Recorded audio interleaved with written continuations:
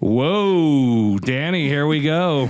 Hey, John. How's it going? I don't know. You were kind of late this morning, so. Is anybody in this room surprised right now? I don't think so. But hey, I'm getting better. I think every time I'm late, I'm only late by today I was only late by 3 minutes. Yeah, so I think season 2, you're getting better. You were only you only cut into your lateness like 5 minutes. Season so 2 goals. I'm working on my time management. Nice. I like it. Well, we've got an exciting show here today. It's kind of a show about entrepreneurism, and it's kind of pulls on my heartstrings because anybody who's founded a company or started a company knows how difficult it is. And so without further ado, we have Kevin Uhlenhaker here. And Kevin's no stranger to the parking industry for sure.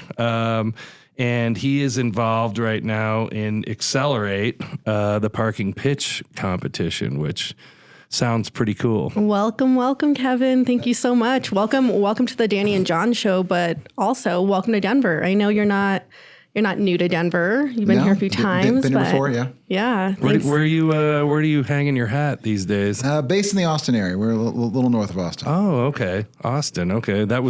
Did you move down there with the Flash? No, we've been in Austin for years. We've been in Austin for almost 20 years. Okay. So, I love Austin. It's a great place, yeah. For some reason, though, even you and I worked together when we were at Flash, and even I think then I thought for some reason you were out of Seattle. Most people did. It was one of the well-kept secrets that I actually lived in Austin. Yeah. So everyone thought. Where's Kevin coming from? Like, Seattle, the Seattle area. Nope, I'm right here. I would have thought Spokane or something. Maybe that was the Omni Park. It was the Omni Park thing. So a lot of people thought that. Well, Omni Park and T2's based up in. No, they're based in Indianapolis. In Indianapolis. All right, I'm all twisted. I'm twisted. I am. Okay, so Kevin, why don't you tell us? Why don't you tell us a little bit about your background? I mean, it's 20 years plus, and looking at your history, I mean, you've been involved in some incredible things. An impressive resume. It's been a while in the industry. No one goes to school thinking they're going to be in parking. Nope, but sure don't. It's been good. So we always have fun with our guests. So what are you telling your parents and your family? Or have they finally realized what you do, or are they still? They were much more happy about it after we got New Park going. But before that, it was a little bit like, you're doing what? Yeah. Parking? Like, are you parking the cars? But no, I'm not parking the car. I mean, I guess sometimes, but no, that's not. Yeah, are you waving the cars in, or what? Yes. I know to this day I still get valet. It's always Oh, you valet cars. It's like, I just say I'm a parking meter, or parking maid.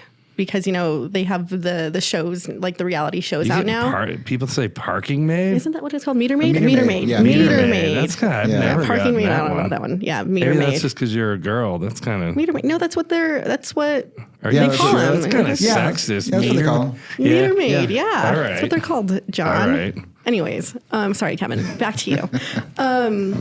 Yeah. What is so your family understands a little more. What about your wife? Like, she's been with you for the long run, right? Yeah, the whole time. Yeah. So yeah, we actually got married. I was in parking actually beforehand, but yeah, she's been in it the whole time. So it's been she's been very nice familiar with the industry. Me. Yes, very familiar, and that's actually come to a couple of the events, and so she can hold her own enough to be able to have a conversation where people think she knows what she's talking about, but she's like, I don't.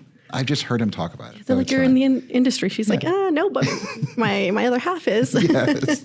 So when did you start? So I got into parking while I was going to Texas Tech University.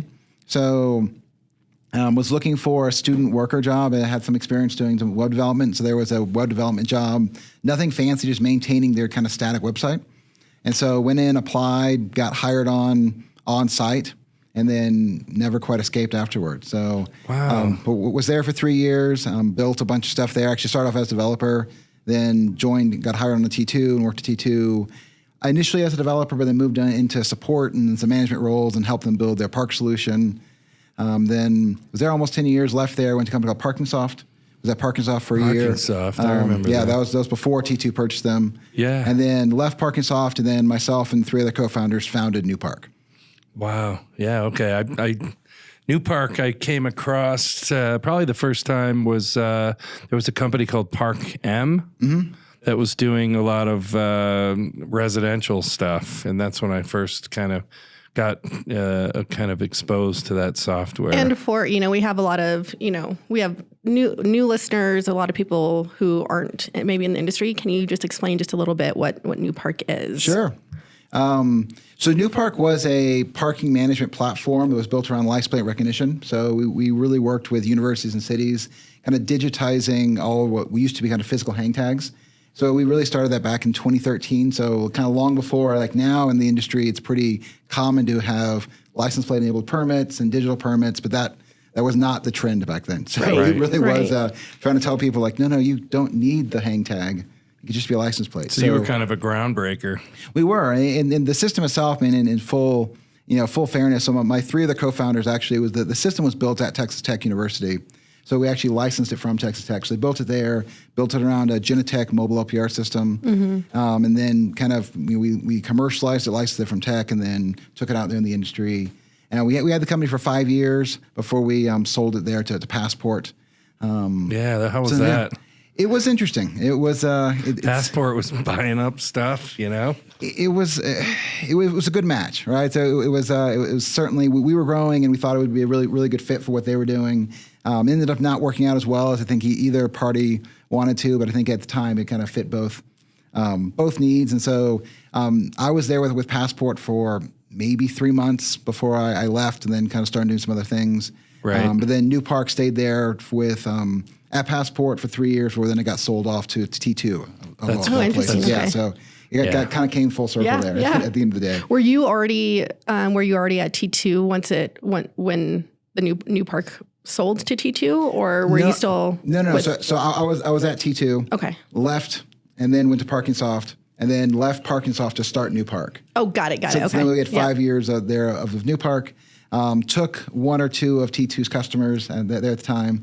And then when we sold it to Passport, then Passport, years later, sold it. So there's some overlaps there. Yeah. And then I think T2 kept it for a little bit and then shut it down, right? They're actively trying to. Yeah. So it's still active? It is still active. There's still some people using it. Quite a few people have jumped ship because it really wasn't developed anymore. But it's kind of been a testament really to kind of our team there at New Park. It was a phenomenal team. I love those people. But really it lasted, without a whole lot of development, for almost 5 years untouched, and was still being used and still is being used today. So it's it's amazing. I think it is. I think Park M's still using it because I've kind of looked on their site and kind of traversed a little bit. So obviously T2 probably wants them to move over to. They're trying. They're trying for a lot of people. So we sold that. So then did some consulting work, and then was looking for kind of my next opportunity. So then kind of came across OmniPark. And that's kind of where the Seattle connection was. And then actually got hired on to OmniPark as the CEO there to try and kind of basically build it up, grow it, and then kind of get it sold. Right. Eventually, kind of the goal there was to get it sold in 3 to 5 years. We ended up getting it sold in 5 months. Yeah, I was going to say, mission accomplished there. Exactly. So it was good job there. I got my sound effects. Sorry. It's all right. That's nice. We're going to be getting them mixed up a little bit, but anyway, you'll get the hang of it. So we came in contact at OmniPark. We used OmniPark for years. Hey, that's so funny how this is connected here, because that's how you guys got connected. That's how I got connected to you, John, because I used it in ops in most of our municipalities that we were running. So and we did the collections and different things for you guys. Yep. So for your listeners who don't know, OmniPark was more focused on your kind of private operator doing enforcements and permits and mobile payments. I liked OmniPark. It was good software. Oh, yeah. It was. I agree.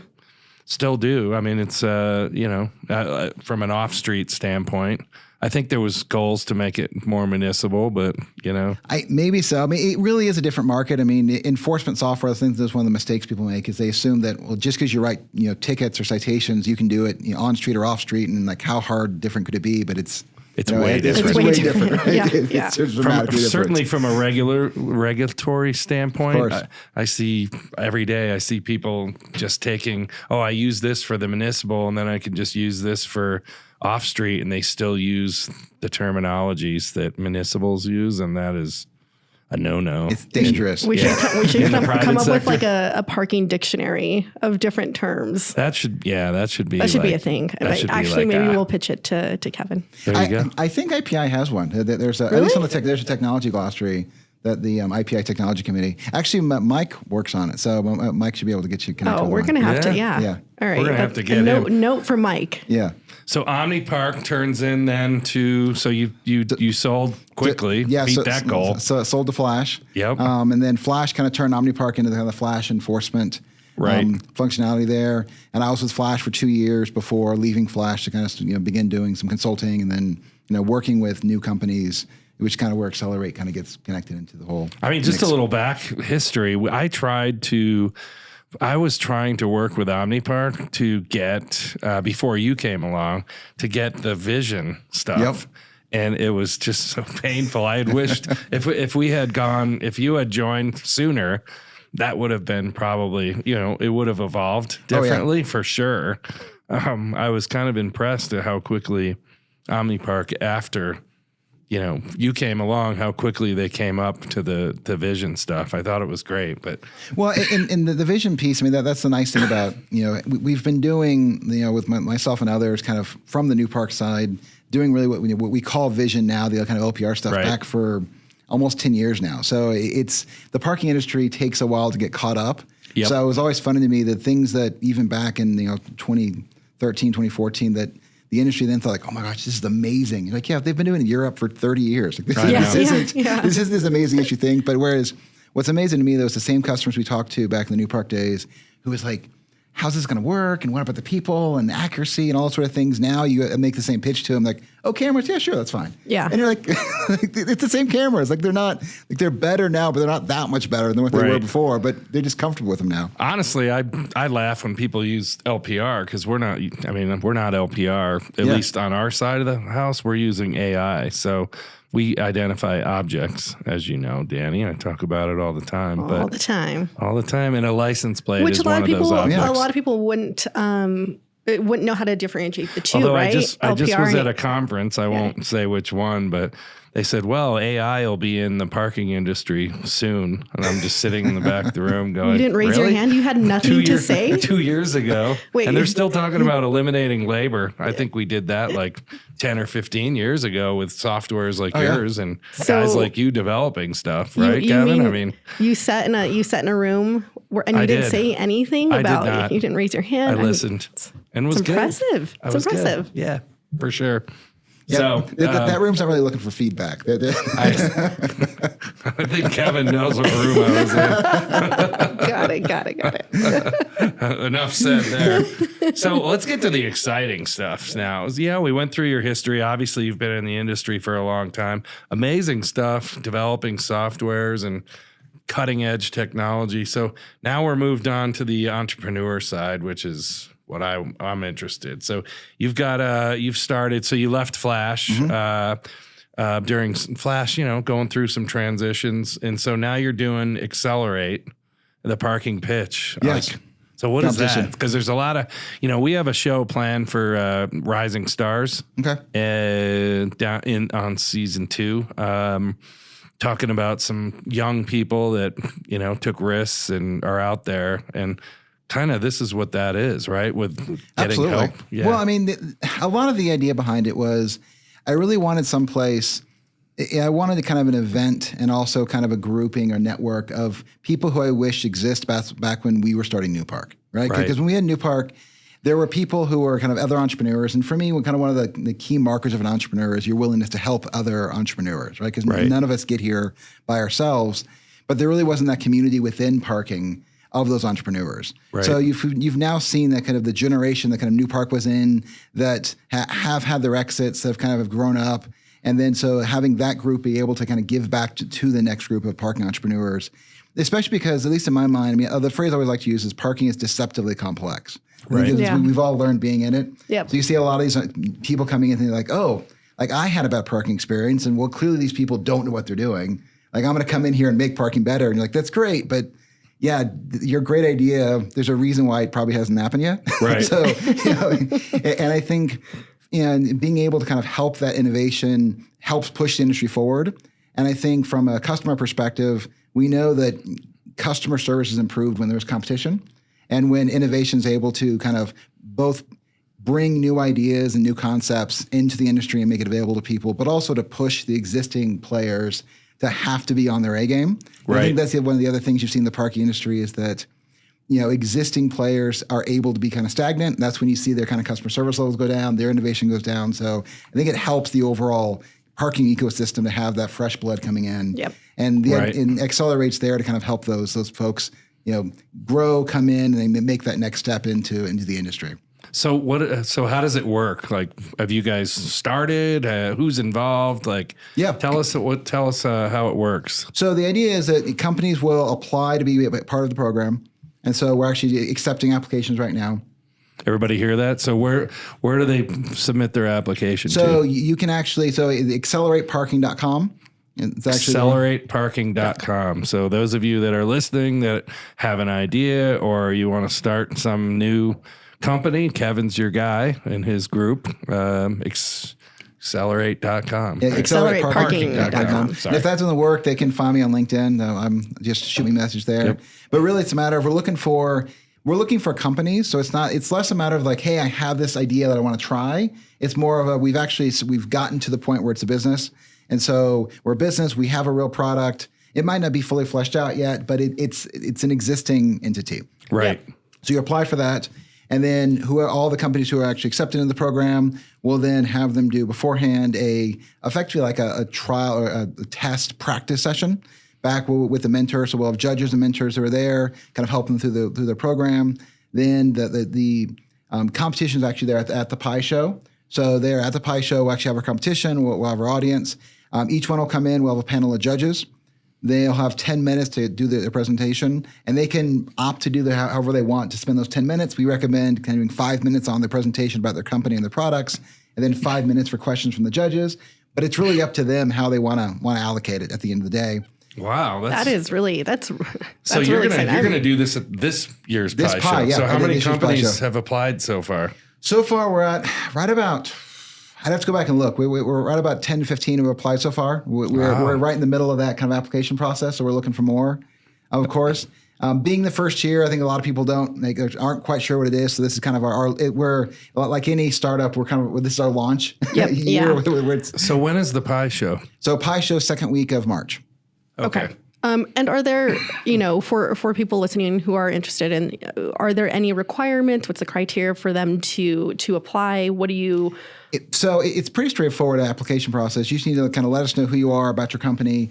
We're looking for companies, and like I said, this is our first year, so we really are treating it like any other startup and kind of figuring out what the market wants and needs. But really, and I don't have a great definition of saying, hey, you can't have more than $5 million raised or any of those sorts of things, because if you look at the industry, there is a number of companies who are there but haven't really reached that next threshold of being accepted and kind of just being an industry kind of standard. Then there's like your kind of big companies, right? But there's that, and there's a number of companies who have kind of lived in that lower tier who are doing really good stuff, maybe have raised a lot of money, but from an industry perspective, they're just not there yet. Yeah. Right. So what we're looking to do is kind of help take those companies. And so that's why it's also not even Take them to the next size. level. Yes, take them to the next level. And so the idea with Accelerate here is to get them connected to mentors who have done it before, get them some exposure there and some legitimacy there within the industry. So like, hey, This is great. That is you win the actually, competition. so that's cool. So at the Pie Show, then what happens? So is it going to be like on the floor? Is there a special room? We might want to go.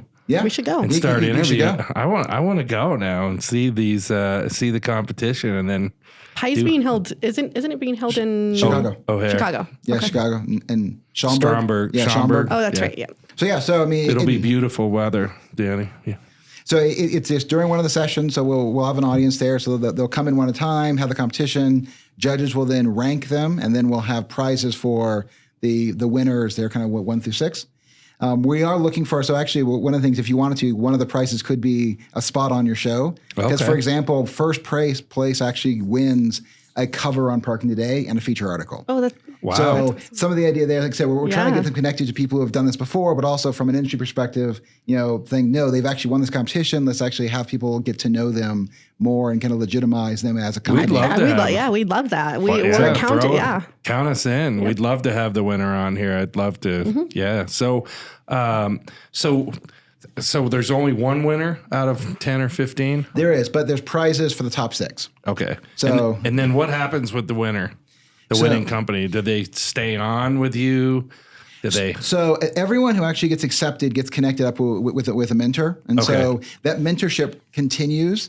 And really what we're trying to build is a network of people kind of as part of the program. So it's less a matter of you just do it once and you never hear from us again. We're really trying to build a network of people who have competed, people who are mentoring, people who are sponsoring, that continues on beyond just the show. Right. And we're planning on making this an annual event beyond just this 1 year. So as that kind of network expands, then you can also have the winner from this year will be a judge next year. And so it begins to build on itself there within that group. Boy, that becomes pretty cool. Then you get to, if the company or their idea or their pitch takes off and they become a huge player down the road in the industry, you look at it and go, wow, that was, yeah. Yes, and it also, while the goal isn't to get people investment, we will have people who are investors, who are parking investors there in the audience. Some of them will actually be sponsors and mentors. So there will be that opportunity to connect. Because one of the other things we've kind of learned is getting investment from people who understand the parking industry is even more helpful than just getting regular money. So it's also a matter of getting them connected with money that understands parking that can actually be accretive. So they say like smart money versus dumb money out there. The exposure. I mean, the exposure that they're going to be able to gain from this is incredible. I have a question. So, if you look at some of the shows like Shark Tank or some of the famous, so are you guys going to participate? Like, if they win, are you going to get? Do you get anything in return, or you're just doing this? No, it really is for me one of the ways for us to give back. Okay. And for the other mentors that we're working with, it is, like I said, people have helped us. So it's kind of our way of helping as well. And from my broader perspective, I think the more we can help innovation in the parking industry, the better the overall industry gets. So that makes it even cooler. That's the idea, right? And we're not taking the ownership in the company. You don't have to like as you probably know for regular Shark Tank, they take a cut. They cut. No, it's none of that. Really, the only thing you have to pay to be is you do have to buy. There's a booth, a special area for these companies. And so actually you have to buy one of those booths that's discounted. But the whole idea is that you're going to be up there on the stage. And so we also want to get you exposed to customers. So if customers see you on the stage and want to ask you more questions, there should be a place for you to do that. So you should have a small booth there to be able to do that. So that's really the only cost, but it makes sense from because we want to connect them both to potential investors, mentors, and more importantly, customers. Well, right. And if they want to hold meetings offline outside of their presentation, outside of the room, I think that's a great way to connect everybody. Absolutely. Yeah. So I guess I have another question then. How are you guys? Are you guys self-funding, or are you looking for participants and sponsorships? Yeah, we're looking for sponsors. So if you're interested in sponsoring or anyone else interested in sponsoring the show, what is like the cost of this program, and what are you looking for? So from a sponsorship perspective, we're looking for both cash, obviously. Yep. So for the program, cash is king. Because what we want to be able to do is have so everyone of the top 6 gets a prize. Obviously, the first prize is the best, and that prize ideally is a combination of things like advertising and cover and parking today. Also, some sort of cash component. Obviously, the more cash we can give from sponsors, the more we can give as a cash piece there. So that's really where the sponsorships come in. And sponsors get early access to the people. Of course, there's advertising within that as well. And really, I think it's a matter of it's an opportunity for companies to also give back, right? Because it's a matter of how do you help that? And I think, especially for these companies who have reached that next level, it also kind of helps show like, no, we are strong enough and healthy enough to be able to sponsor the next generation coming up. Right. So So is there like a goal of a number that you want to raise? As much as possible. So, okay, so everybody hear There's that out there. there's no limit. There's no limit in fundraising here. here, As John. much as possible. I like it. Yeah. So, I mean, because I'm automatically Yeah. thinking, because my entrepreneur head is coming out going, okay, salaries, travel, because you're probably interviewing. But you still there's costs around it, but I mean, it's like any other startup, right? So we're going to meet the market where it's at, and we're going to take whatever the market gives us. We're going to learn from it and do better next year. So that's really why there's no there's things we'd like to do, but at the same point, I've been doing this long enough to know that you can put something in a model, but the market really tells you what's going to work, what's not going to work. Yeah. So, I'm not getting geeky here or weird, but you have like a special glow about you right now. You can see that you're happy about this. Oh, yeah. And passionate. And I think this is This great. is exciting. I love the opportunity to give back to an industry that we all love, right? I mean, I feel like this is an industry where people, I've said it before, like an underdog industry. And so you don't see a lot of what you're doing or at all. I think, giving back to something that we all really care about, and we care about the future of parking. So I think that's really good. Yeah, we need to hear from. Oh, see, the crowd is pretty happy. The crowd goes wild. They're loving it, man. We're really looking forward to it. No, this is exciting stuff, Kevin. I know. I think it's great. So, who else is involved? well, and even before that, I mean, I think to your point, I do think as an industry, I mean, so many of the people, the work we're doing is so important, and I think it's not acknowledged. And I really see parking is its utility. It's one of the things that allows our civilization to run effectively. Absolutely. And I think a lot of the people who are in it, both on the technology side and even more so on the actual service side, the operator side, they get the brunt end of people's unhappiness of when parking goes poorly.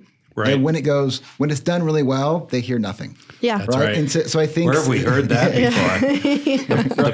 The best parking experience is the one never remembered. Exactly. Like any other utility, right? If you think about like a power plant, right? So my dad worked in a power plant for years, right? And so there's a lot of really interesting technology to generate electricity, to transmit it, to bill for it. But no one cares. But all they care about is the room is dark. Yep. Like I want it to no longer be dark. Right. Right. Yeah. So I think as an industry, so we have to do a lot of that work because we are getting a lot of outside negative feedback about the industry. I think the industry needs to do more to take care of itself and to be really proud of what we're doing, because I really believe what we're doing is vital. And if it doesn't happen, it's not a society we want to live in. I totally agree with you there. You get a lot of negative connotation around parking in general. When you talk to anybody, or if I talk to anybody about parking, they're like, what do you do?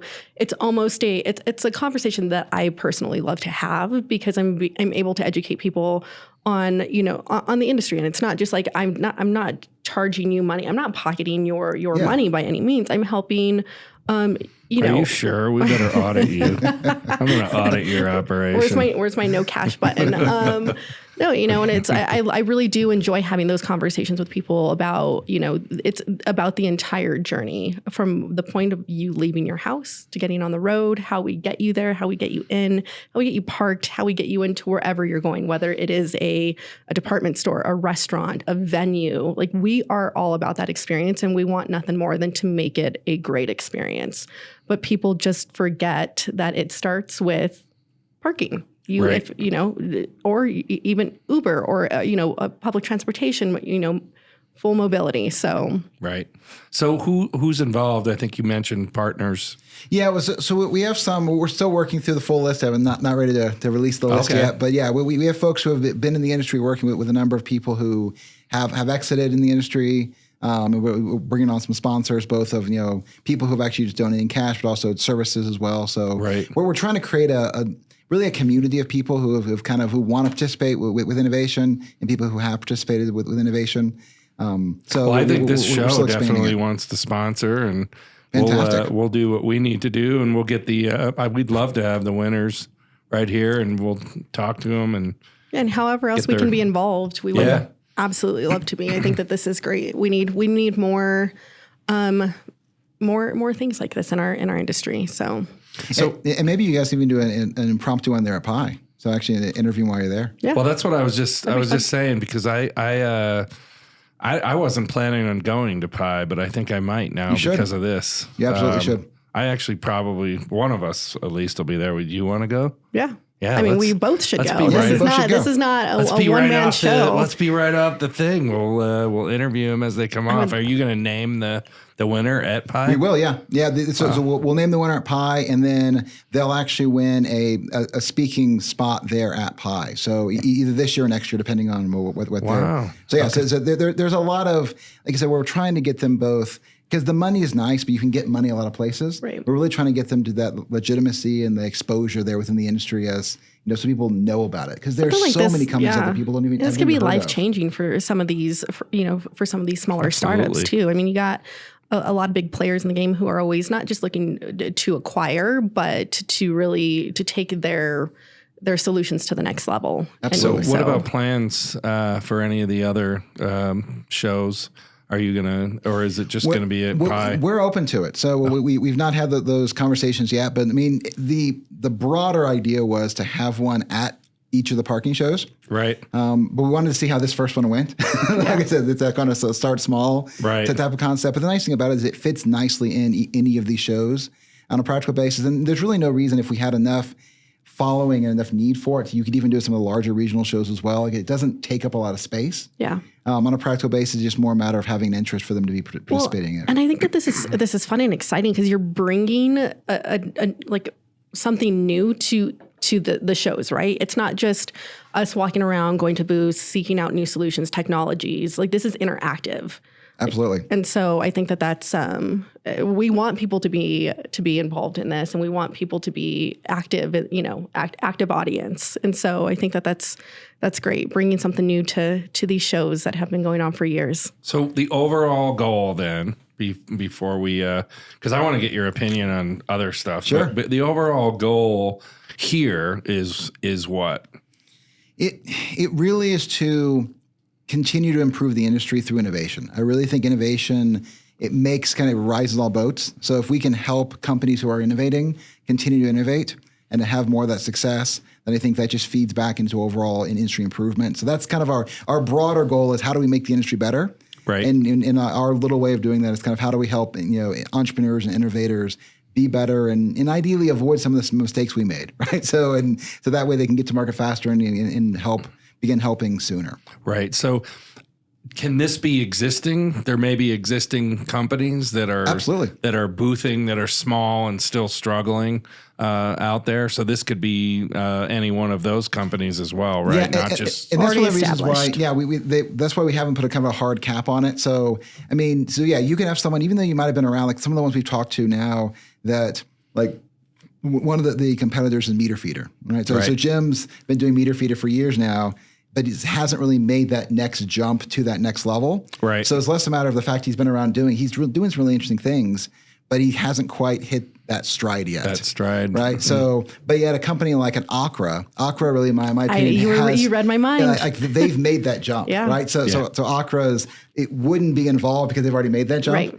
But they would be someone who would make a lot of sense to be involved from like a mentor type of. A few years ago, they would have been perfect. It would have been perfect. Yeah, for them, it would have right? been So- perfect. Yeah. and so Off streets kind of turn the corner as well. Exactly. So there's someone we've talked to before as well about it. So it's that's why it's a little nebulous now. That's why we're kind of taking it, kind of playing it by ear. And we have had some requests from some larger companies like, hey, like we're big, but we're not big in the U.S. So how does that work? So we're looking at some of those things too. So that's what, because to me, it doesn't necessarily like, we want to help the smaller companies, but it doesn't, like, the things we all know, just because it's big in Europe doesn't mean it's big here. Right. And it really is a different company to play in the U.S. market. Yeah. So it's a whole different ballgame.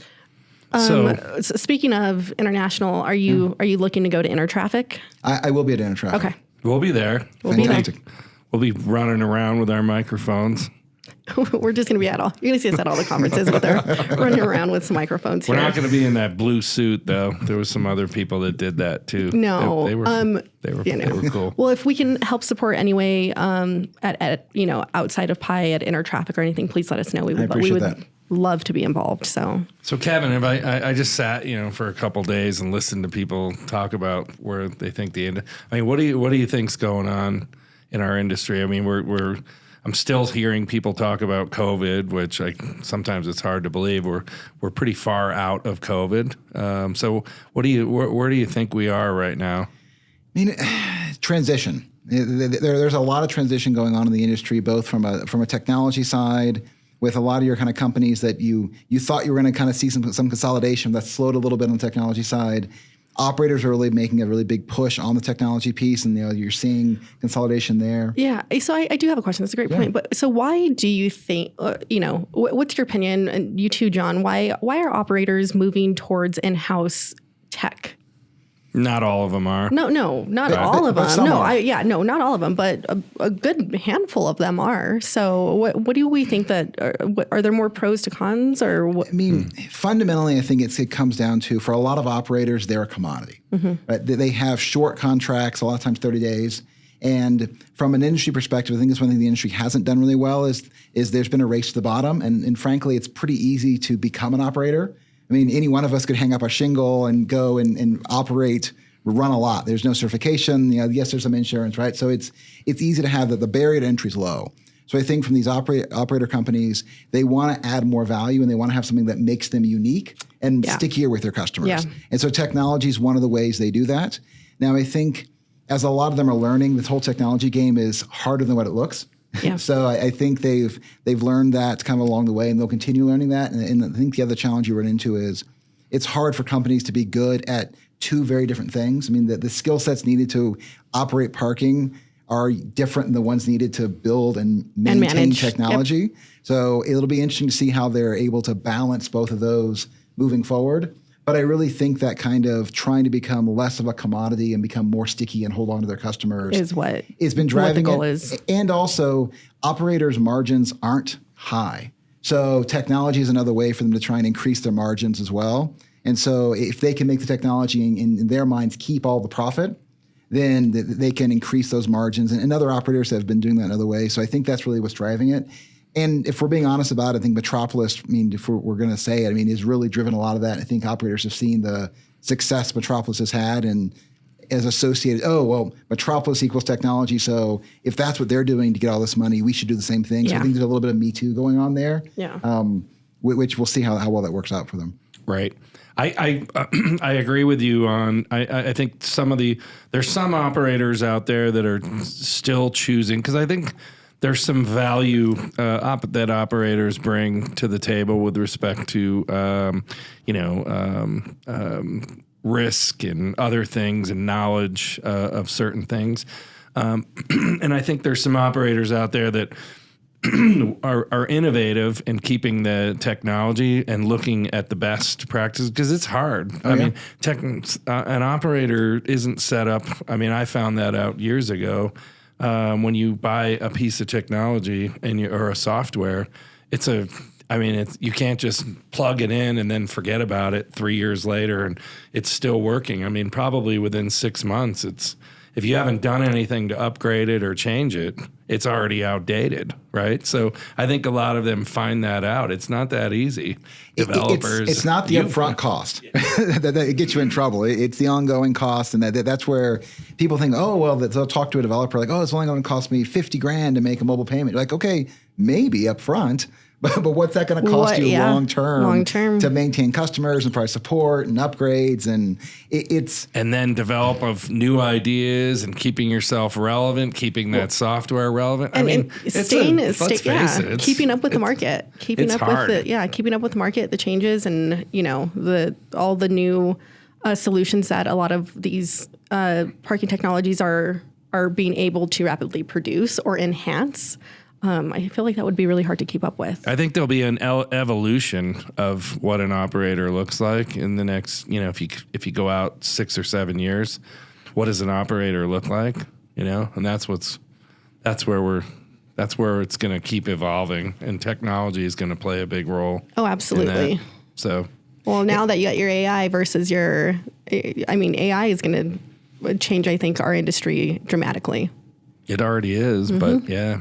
So I think what gets people in trouble with the parking industry is it takes longer to happen. So I think they see things like AI, like, oh my gosh, it's going to change it overnight. No, it really seems like it's about a 10-year evolution, right? So and it goes all the way back to all of the, I mean, if we think back, we've all been in the industry long enough, the idea of having automated gated systems, an automated park system, like, wait, you mean we don't need cashiers? Like, you're going to pull cashiers out of the lane? Right. Whereas now, like wait, you want cashiers? So but that took a long time for people to get comfortable with it. And because I think on a practical basis, parking's one of those interesting industries that technology makes it better, but it's not required. Right? We're not doing MRI machines where there's no other way to really see it. Like, no, you can go back to having cash and doing the flags. Is it efficient? No. But I think we all have to remember that about technology is it's all a matter of making things better. Right. And so it's never necessary. Yeah. And like one of the things that's unique to the parking industry too is like our assets don't really change. Mm-hmm. What's changing is the industry, right? A garage is a garage. What makes a garage different than what it was 20 years ago is removing parking booths, removing gates, removing parking attendants. Garage is still a garage. On street still on street. A surface lot is still a surface lot. It's just about how we utilize our technology to make it to make it better. I personally think you're going to see the traditional landscape of what our parking industry looks like right now change, just because of the commercial office market and where that's going, and these hybrid work from home. I think the landscape's going to change. You know, there's already, you can see different suburban markets have different challenges now that people are working from home. That restaurant that was empty and only did something at night, and now all of a sudden there's more people in that suburban market. So I think you're going to see, and you can already see it somewhat in hotels, those off-market hotels starting to think differently about their parking asset. So our industry is gonna look a lot different, the landscape. That's my prediction. I think it will, but it's not gonna look as different as we think. And I think if you look back at some of the other predictions about these massive changes in the industry, I mean, think back, and it wasn't too long at the meeting you were at, they were saying parking is over, Uber and Lyft is going to wipe out our industry. Oh, I know. And there was years of like there's going to be no more parking, it's going to be in the world, and like, wait, we're still here. You know why we're still here? We still have a problem. You know why we're still here? Because you and I like kicking the tires, right? I'm not giving up my car anytime soon. So, you know, I'm always going to be driving a car. Well, and I think that, you know, around the, you know, to your point, around the whole Uber and Lyft, they thought it was going to solve a lot of problems, but I think it's actually adding a lot of issues to our parking ecosystem. And then intermodal, like the garages were going to turn into these like drop-off centers, and that was like 5 years out. And then autonomous vehicles were going to be everywhere. I mean, they still need a place to park. Where are they going to go? I mean, they're not going to drive around. Yeah, and people are always like, well, what about autonomous vehicles? I'm like, well, where are they going to park? You go to Phoenix. They're not just going to. They're just not going to fly off and hang out in airspace, but they're still working through challenges. Yeah. So we'll see. I don't know. I think fundamentally, as long as people need to get somewhere, put their car there, there's going to be a need for parking. And I think to your point, the garages are going to look the same, the on-street is going to look the same. Really what's going to change is how we interact with our customers and how we can make that process simpler. I think I talked about at the beginning, I think that's right. Parking should be utility. So I think when we do it right, people don't think twice about it. And I really don't think people mind paying for parking, but I think we keep making the mistake of reminding them all the time about it. Yeah. And I think parking is also one of those interesting pieces. And I've yet to come across, and someone's mentioned library books before, but what else out there from a product perspective is perceivably free in some areas, but the exact same thing costs you money somewhere else? I mean, it's not like Starbucks on the suburbs cost you nothing. Then when you go downtown, the Starbucks is $20. It costs you $10. Yeah. Right. So I think that's hard for people, but they don't. If you think like a toll road system, especially for electronic tolling, people don't mind paying it. There's some people like, wait a second, do I want to pay $8? Like, no, I want to get someplace faster. Right. So I think that's really going to be where we see that eventual big shift in the industry of just making it seamless and making parking just work. And I think that's really what we're working towards, less so than a lot of these other kind of whiz-bang type of ideas. Well, you know what, Kevin, I respect you a lot. I think what you're doing is incredible. I think it's awesome, and we're here to help any way we can. And, I think Pi just got a new customer because I'm going now. Fantastic. I want to see the competition. Danny and John take on Chicago. We're going to Chicago. No, this was very, very inspiring. And, again, we really appreciate you coming to Denver, hanging out with us, having some great conversation. I'm really excited for people to listen to this episode. So again, you got you entrepreneurs out there and existing companies. You can find Kevin on LinkedIn. And you can go to the website. What is the website? AccelerateParking.com. AccelerateParking.com. And you can get in the competition. It's not too late. So what do you think, Dani? What are we doing here? How are we ending this show? We're going to talk about your lateness and your tardiness again? No, we're going to talk about the success of season 2. This is going to be great. This is a great start already. So this is just a little taste of what we're going to give our listeners during season 2. Kevin, we have the first virtual parking prom on this show. It's the prom 2024. And we're going to be unveiling the king and queen, the prom king and queen. No, it's not it's the Parking and Par Queen. Okay. Yeah, Dani corrected me. So that'll probably be later in the year. So if we'll be looking around for our next king and queen, and hopefully that'll become a tradition. The parking prom. John's really excited for this. Did you go to prom? Did you not go to your high school prom or? I went to my prom. Yeah. Okay. I didn't go to my senior prom, so I sat outside in a limousine and got in a lot of trouble because I barely went in, and I probably couldn't walk. We don't need to know what was going on in that limousine, John. You don't want the we don't need details. You don't want the details. I think I was asked to leave the prom early, but I wanted to go to the party anyways. So, how about you? Did you go to the prom? No, I didn't go to my senior prom. Why not?